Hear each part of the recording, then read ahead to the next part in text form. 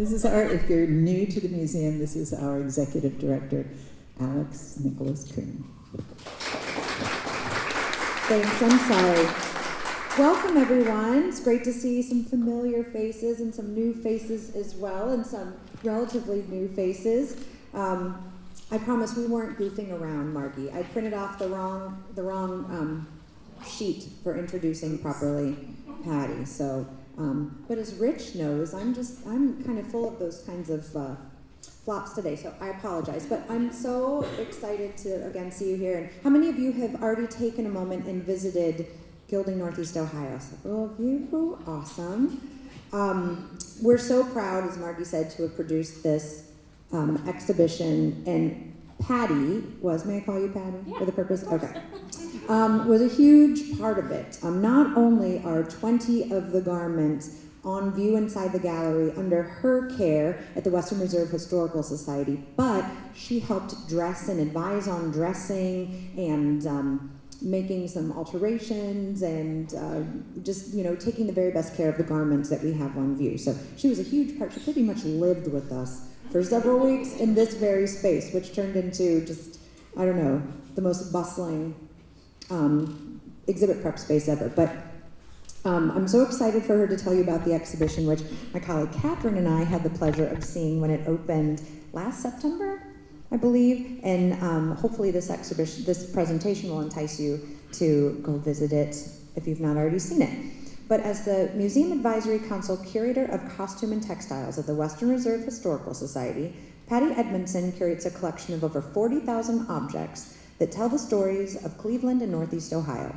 The collection includes clothing worn by men, women, and children, accessories, furnishing, textiles, quilts, samplers, and more. She has a BA in Art History from Case Western Reserve University and received an MA from the Winterthur Program in American Material Culture, where she studied decorative arts. Here she focused on furnishing textiles and wrote her thesis about 20th century revival style in the furnishings trades. She has worked in both the American Wing and the Costume Institute at the Metropolitan Museum of Art, and was part of the team that helped process the gift of the Brooklyn Museum's costume collection to the Met. And fortunately for us, in 2010 she returned to the Cleveland area, where she first worked at the Cleveland Museum of Art in their education department, and joined the team at Western Reserve Historical Society in 2016. So we're very thrilled to have such a talent in Northeast Ohio who's been such a great friend and partner of the museums. Without further ado, Patty Edmondson.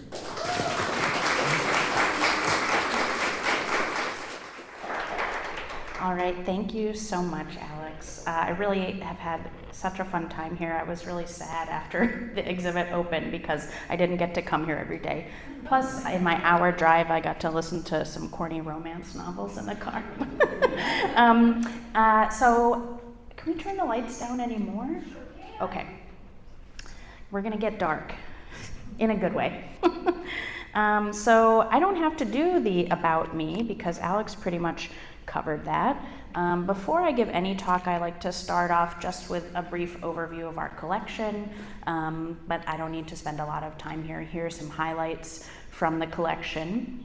The collection mirrors the history of Cleveland, 1796. We go a little bit earlier and work up sort of to the present. And then we have a pretty small staff. Has anyone been to the Western Reserve Historical Society? Okay, good. And hopefully after this talk you'll go back.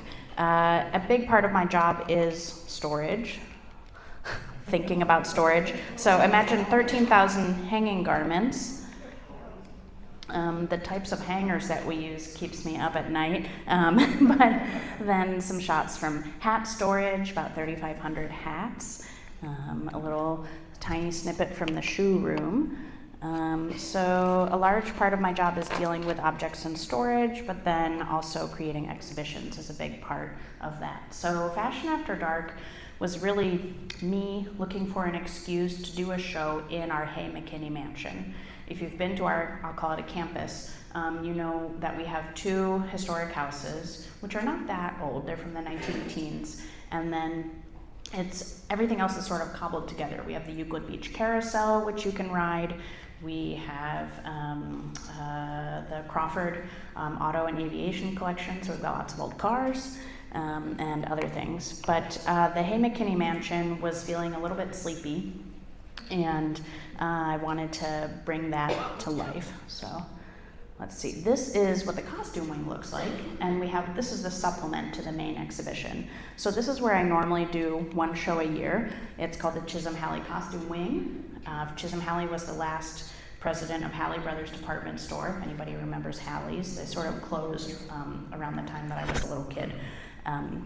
And what we have in the gallery right now are basically the materials and techniques represented in the Fashion After Dark show, but under brighter lights. So if anybody complains about the Hay House being too dark in Fashion After Dark, then here are some things under brighter light. And it gave me the opportunity to show, in some cases, skirts that don't have a matching top, that sort of thing. So today is sort of like a virtual tour of the show. We'll skip over. This is the Hay McKinney Mansion. It was built, ordered to be built by Clara Stone Hay. She was the widow of John Hay, who was President Lincoln's secretary. She never lived there. What ended up happening is that she was rather old. She had lots of friends in DC. She was going to move home to Cleveland, but her sister died, and so she said, oh, forget it, I'm going to move back to DC. So here's this beautiful house. And then the McKinney family, who made their money in steel. I'm getting ahead of myself. Anyway, there's Clara Stone Hay. And here are some of the interiors. So the house is pretty fantastic. She had things like the staircase and fireplaces taken out of her house that she lived in with John Hay, and installed in this house. So it's a 1910s mansion, but with some earlier architecture. And it was acquired by the Historical Society in the 1930s. And at that point, it was the standalone home, it was the Historical Society's only building. And so they had little galleries and education spaces and a little library there. And then as the Historical Society expanded, the rooms were transformed into period rooms. So we have different rooms like the Wade Parlor, and then the Empire Parlor is another example, 1830s furnishings. And so, I was thinking, okay, I want to do some fashion in the house. I started to do some research about artificial light in clothing, particularly gaslight, and that's what led me to Fashion After Dark. So the whole exhibit looks at the relationship between artificial lighting and fashion, what sort of things were recommended, what people were wearing. And so the first room in the show is this one, and this is what it looks like right now. And the show opens up thinking about life sort of just as people are starting to install gaslight in their homes. It was a big undertaking. Gas was a new technology. It was expensive to retrofit, but people so we have the portraits on the wall in the room, the Gordons, and then this is their house right here. If you were in Cleveland, this street in front was called Water Street. It's now West 9th Street. I don't know if that makes sense to anybody, but downtown, the lake's not far, which is why you have this lighthouse. None of this is here anymore, but this was the home that the Gordons built in the 1860s, and they likely would have had gaslighting installed in their home. And then, okay, here we are, lighthouse. You see my little laser. Here's the Gordons' house over here. Just around the corner is the gas company. And then here's the lake over here, yeah. So all of this, Cleveland Gas and Coke Company it was called, because the gas was made from coal or coke. And so as early as 1849 is when this gas company opens in Cleveland, okay? So that's pretty early. And right after that, you have exterior lighting. So you've got street lighting, and this is pretty common in cities where you have new technologies in lighting. You have the exterior lights first, and that's kind of a public safety thing. And then that moves to interiors as well. So you've got outside, here's our little gas lamps, okay? But at home, you still have oil lamps in use. This is my cheat sheet here. Some of this is really just eye candy for fun. This guy's in our collection. You can't really see the glass chimney here, but this is an oil lamp. And so you have a lot of technologies, like any technology changing, you've got kind of things that overlap. So at home, people are still using these, this is 1860s, these really gorgeous oil lamps, but they can be a pain in the behind. So let's see, over here, the glass chimney there would go on top of this, and that was a pain to clean. So I think when people started to introduce gas, one of the positive qualities was that it was a cleaner technology, and you didn't have to clean all the glass chimneys of your lamps as often. Let's kind of skip ahead. So yeah, here's your little chimney brush, okay, for cleaning. So of course it wasn't the rich people owning the houses that did the cleaning, but the staff, and so they might have been thankful. And so in the 1860s, I just want to show some images from our collection of, the types of gas lighting fixtures that were going on. We have this, we've got another in this interior. This is kind of the more is more era of interior decorating. And so while this interior in the house is a little bit earlier, we can pretend that the house was retrofitted for gas, and these ladies are here to kind of have an evening party together. And so there's a surprising amount of advice literature, okay? You have this new gaslight, which is brighter than oil lamps, although still pretty dim. And just an aside, we're using clearly still electricity in the galleries, but we have these faux gas light bulbs that kind of flicker a little bit and kind of give you that theatrical vibe. So what are you wearing? A really popular textile is silk taffeta. And you can tell, okay, yeah, this is a drawing, right? Not a photograph, but you can tell the silk taffeta when you have the really like high contrast, the lights and darks. And of course the textual description tells us that it's silk taffeta as well, but you can see that in the real thing here. It's got a very high sheen. So this is the skirt that's in the gallery space right now, the complement to the exhibit. And the textile itself has a very tight weave, so the warp and the weft are woven very tightly. It makes a crisp fabric that when the light shines on it, you get a high contrast, and it sort of really glistens in the light. And so here's another example. So this, just look at the shine of this. It's almost like liquid, metallic, but it's silver. Golds were really recommended for evening. And then this dress right here is here again, and it was worn by this woman, Kate Hanna. What I love about working at a historical society is it's like, we've got this dress. Oh, by the way, here's a picture of her. Here's her laundry list. Here's her letters. So here's her letter complaining about such and such. But just to throw that in there. So then also in the room we have what's called moiré or watered silk. And so you can see these are two very different examples. This one is very high contrast. You can see those patterns really well. This one is a little bit more subtle.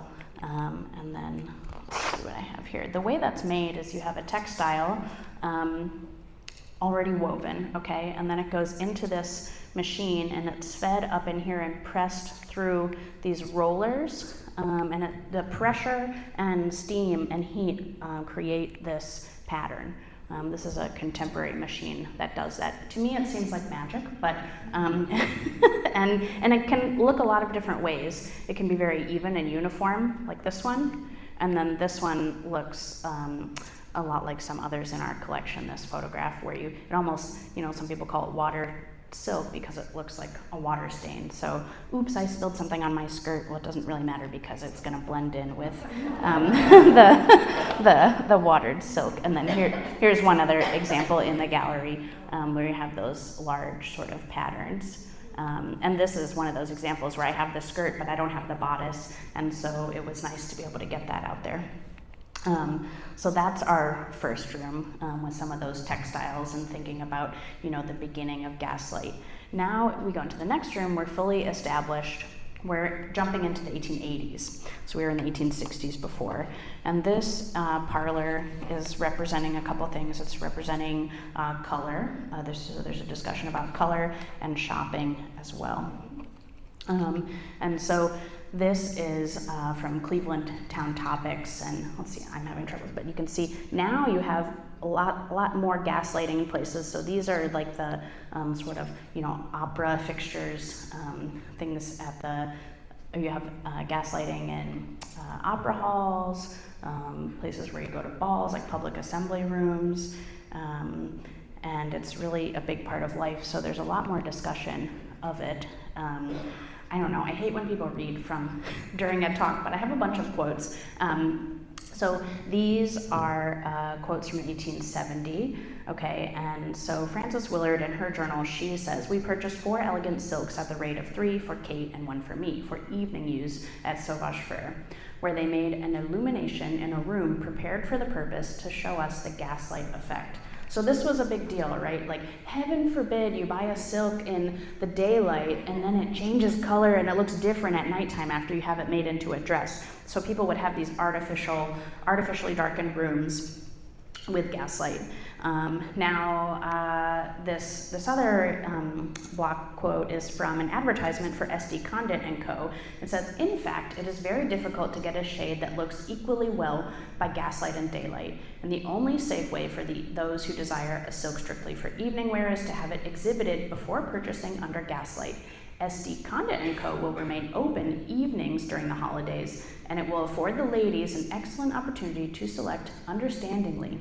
Condit's store, when lighted at evening, is as brilliant, so far as light and effect are concerned, as the drawing room, and it is far better to take advantage of this than to trust to selecting in rooms artificially darkened."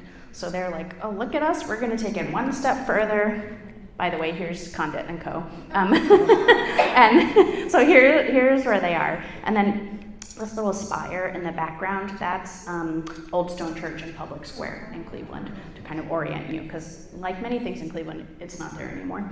And then here's a Plain Dealer cartoon, okay, Slobbly, that's this guy over here. He says, "This may do, but first I want to see the color of the cloth by gaslight." And, okay, Snipham, that's the tailor. He says, "And first I want to see the color of your money by daylight." So clearly that's showing us it was a common enough phenomenon that, you know, people wanted to view their silks under the right type of lighting. Okay, stay with me. We'll do, okay. This is also from an article in the Plain Dealer, which is Cleveland's major newspaper. "Arrived home from the dressmakers and worn for the first time by gaslight, Milady is sorrowfully surprised to note that all the pretty gray-green tint has disappeared, and in its place there remains naught but a dull drab gray. Nowadays, when Milady goes to purchase her silken gown, the lighting in the best shops have always had what they call an evening room where the silks can be taken to gauge the effect of gas or electric light upon the fabric." So note my earlier quotes were 1870. This is 1904. It's still going on.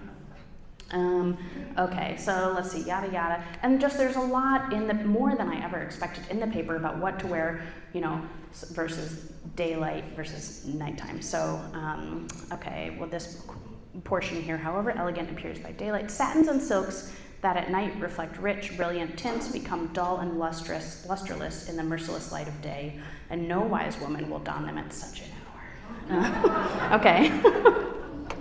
So the other thing that you have going on in the background is you have new colors, okay? This is much earlier, but this is 1860. You have mauve is developed. Or some people would pronounce it mauve. I say mauve. And then mauvine. You have all these new aniline dyes and chemicals that are allowing you to have really bright colors. So there's new reds, there's new purples, there's new greens. If you've heard of arsenic green. So really great. Later they found out arsenic wasn't so great for dyeing textiles. And so there's a lot of advice about what colors you should wear, okay? There's many colors that lose much of their brilliancy and hue by gaslight and are therefore unserviceable for evening costume. Of this class, we may enumerate all the shades of purple and lilac and dark blues and greens. Others gain brilliancy in artificial light as orange, scarlet, crimson, and the light browns and greens. So that's 1870. 11 years later, talking about reds, bright reds. They do not look hard or pronounced if the tint is well chosen, and they brighten a drawing room assemblage wonderfully. So basically, that's kind of saying, like, you can wear these brighter colors at night because they're not as harsh. Colors like this one, okay? And so this is in the exhibition.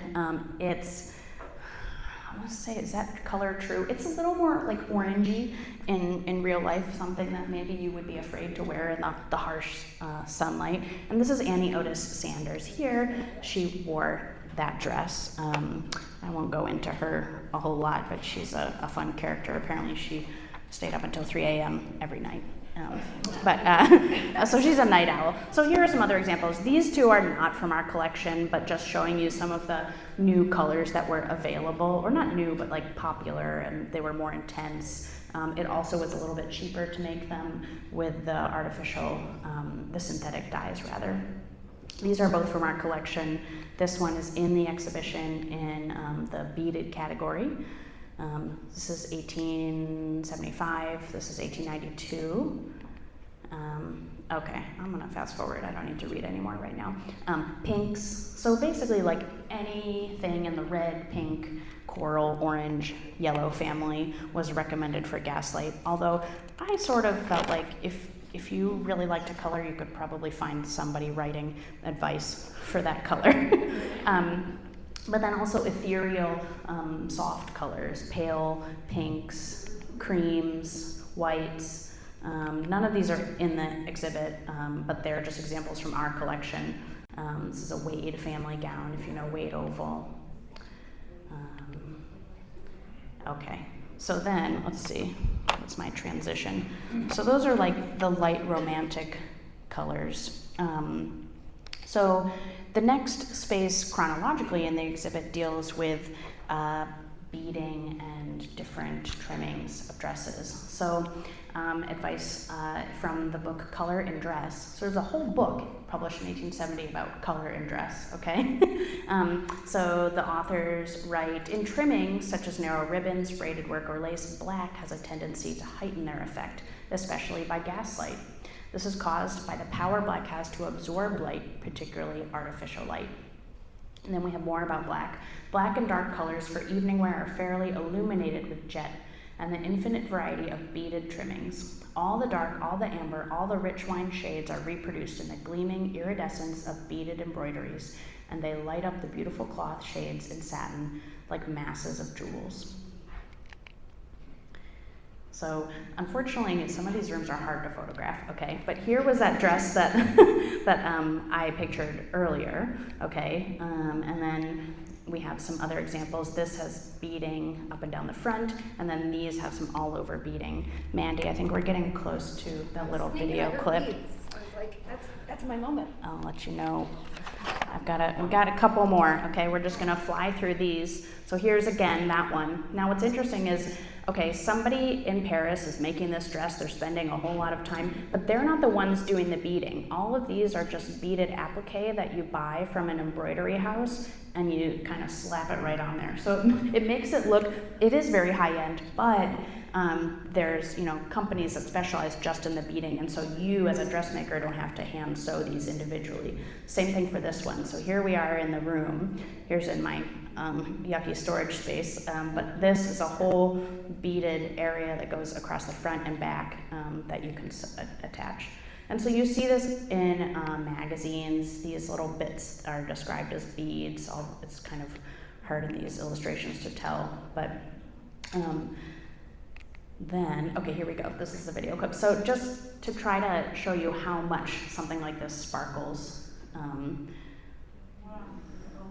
that's why I put in a couple of video clips to kind of show you. This one on the hanger in the daylight was the most boring dress. And the black threads are starting to fade to brown, that sort of thing. So that's all that was, just to show you some sparkle. But then once I put it on the mannequin and you have it in the right lighting, it sparkles. I think it's my favorite thing in the show. It sparkles like nothing else.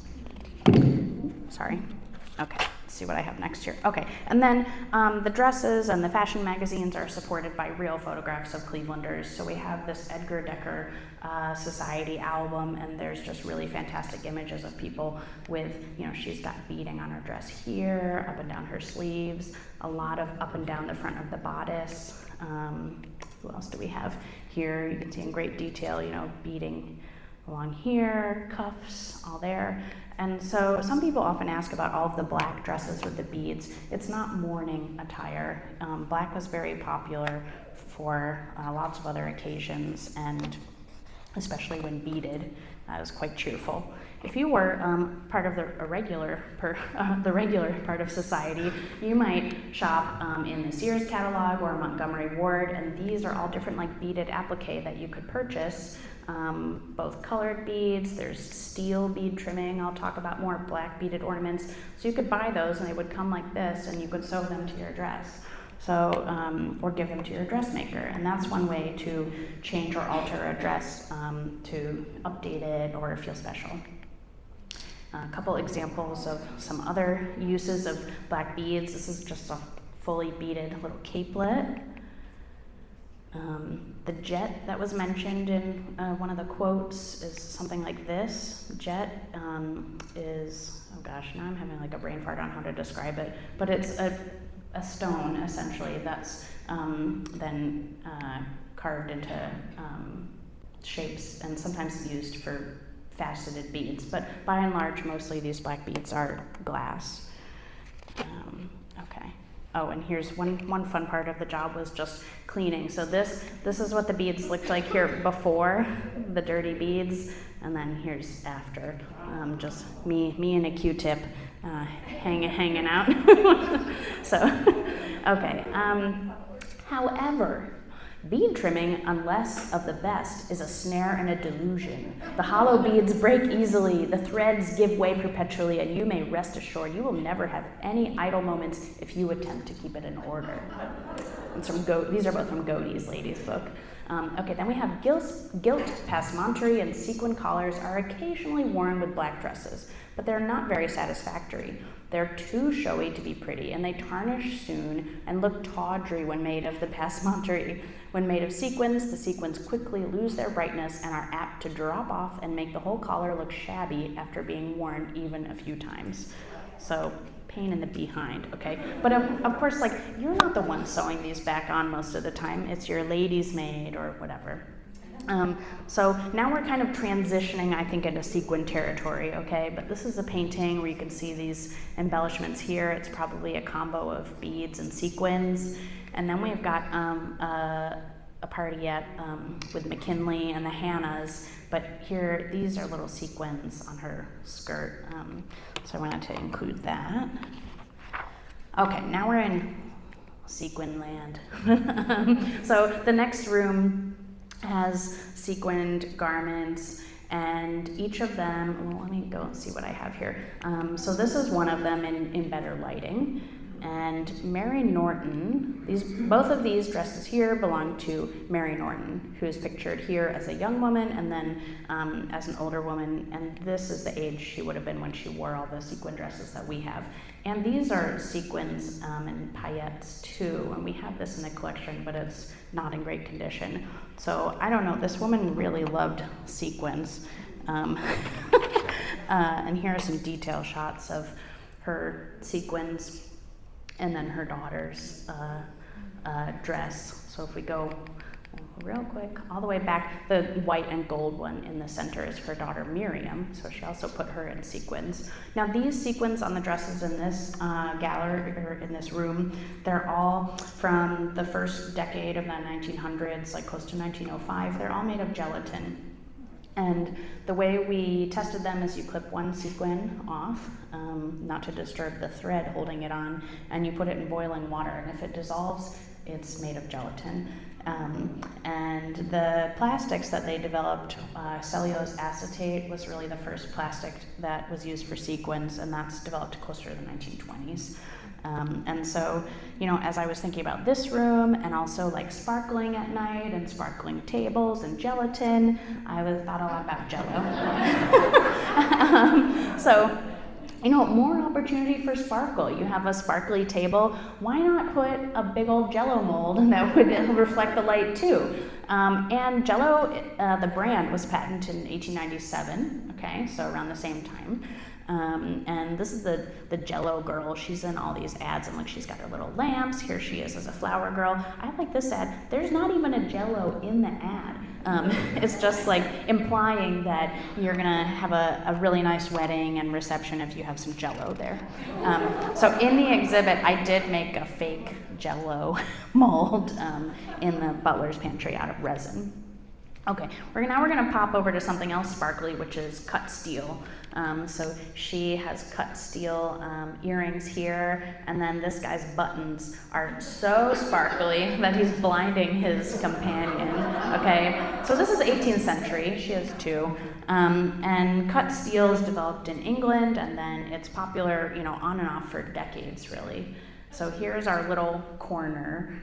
We just have four mannequins with steel beads, and here's a close-up of some of those beads. Steel is great because it doesn't tarnish like silver. It will rust over time if you don't care for it, but is this a video? This might be a video clip. Let's find out. Okay. There you go.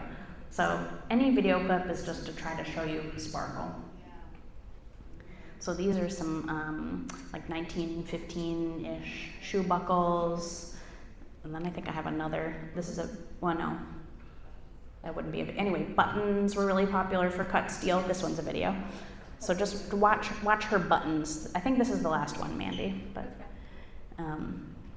so those are cut steel elements. So steel you see showing up as beads and then as these cut elements that look kind of like little gems. And they can be colored as well. So this has silver and blue.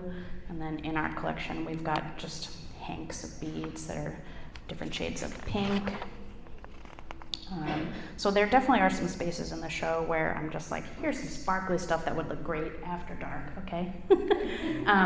Then in the dining room, we move into electricity. And so, let's see what I have here. We have this little vignette in the dining room that's 19 teens clothing. And that's the time period that I chose because that's when you really start to have electricity being installed in homes in Cleveland. Before that, okay, we'll show some more details. These dresses happen to have a lot of rhinestones, some details. That's Jane Ingalls and her dress. There she is again with a fashion plate from the same time period.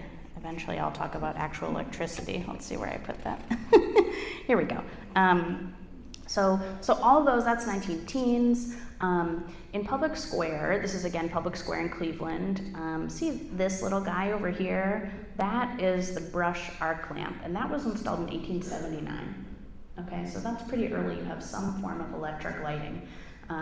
But arc lamps, while Charles Brush did and others tried to develop interior lamps, it just wasn't, it was too bright, it was a weird shade, and so it wasn't until you get Edison and incandescent bulbs that you get interior lighting. And then around 1910, 1912 in Cleveland, you have a lot of advertisements to get free estimates for electricity in your home, yada yada. So then I have to give a nod to the people actually making the electricity.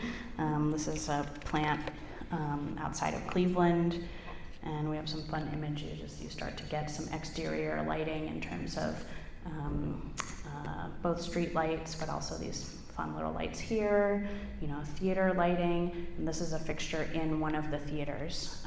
And so now we're entering the 1920s, okay? And I haven't been paying attention to what time it is at all. Okay, I'm gonna try to wrap it up. The end of the exhibit, there are two rooms in the 20s, and I was thinking a lot about Playhouse Square when I was doing those rooms because that's when you have the theaters being developed, so lighting has a big effect on that, but also it's a new place to where, oh, this is a video clip, Mandy, I'm sorry. You have a new place to wear your super sparkly bits. So this is what we think is a deconstructed dress. I can't really figure out how the pieces go together, but it's got big rhinestones, it's got a lame metallic fabric. And so, yeah, I know. I've been trying, but it's just weird. And so these are some 1920s period images that show some more of those metallic textiles that are in use. And there's all kinds of variation. You have, things woven with metallic threads. You have metallic, like ink printing onto velvet was very popular. And so in this room, we have some examples of the metallic textiles. So here you can see that lame really well on this flower and on the jacket. And what do I have? And there's the back of another jacket. This one is cool. It's like blue and gold woven together. And then also metallic leather was a newer development, or at least, a metallic leather that lasted. And then the final room in the exhibit looks at artificial pearls, which were used before the 20s, way back even before the 1860s. Do I have here? We'll get 19 teens, 20s, but here, this is some ladies in Godey's magazine, okay? This is 1860s. They're making artificial pearls. So they have their little glass beads here, and then they have crushed up fish scales, and then they take the fish scales and they blow them through a tube into the holes in the beads, which seems like kind of insane. But this is a dress that was tested, I think from the 1830s. So not our museum, but another museum that's a detail. And they tested the beads, and this is a photograph of the interior of the bead, and they tested it, and it is fish scales. I couldn't tell you what kind of fish, I can't remember. But so anyway, you have that going way back. But then something else that's going on in the beginning of the century is Mikimoto pearls are developed. So you have Mikimoto doing cultured pearls for the first time. That's a new development. And so now pearls, a type of pearl, right, becomes even more accessible. And of course there's this big fight over in Paris about whether you can market Mikimoto pearls as real pearls, because they're cultured. They're not, artificial in that way, but they're not found naturally. Eventually they get permission to do so. But when we think of 20s flappers, we often think of the long pearl necklaces. But then in this room, we have dresses that are embellished with the artificial pearls, not cultured, but the glass beads. And so this one's got this big element here, and these have kind of all over decoration. And then here's a detail. They're using everything here. They got little pearl beads, glass beads, rhinestones. I guess not sequins, but do I have a detail of the last one? No. Okay, but here, I like to compare, okay, that dress, and I was talking about the theaters. I can't remember which, this is the Hannah Theater or the State Theater, but down in Cleveland's restored Playhouse Square. So, you're wearing these, you're kind of matching your environment, and you're going out in this place to see and be seen. And we're gonna let everybody wake up now. So thank you so much for having me today, and I really hope that you'll make it to Cleveland to see the exhibition, which is open through October 20th.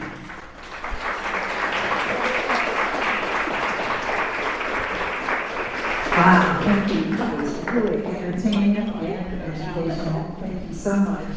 I want to thank all of you for coming. I especially want to mention that we have Karen and John McGuire here. I hope you remember, I think it was either 2022 and 21 exhibition of her father's work. It was called A Thrilling Act, so we're glad we have you here. We have a contingent from the First Lady's National Historic Site. We have McKinley Presidential Library and Museum folks here, and we have the president of the Pittsburgh Police Society here. So, all right, yeah.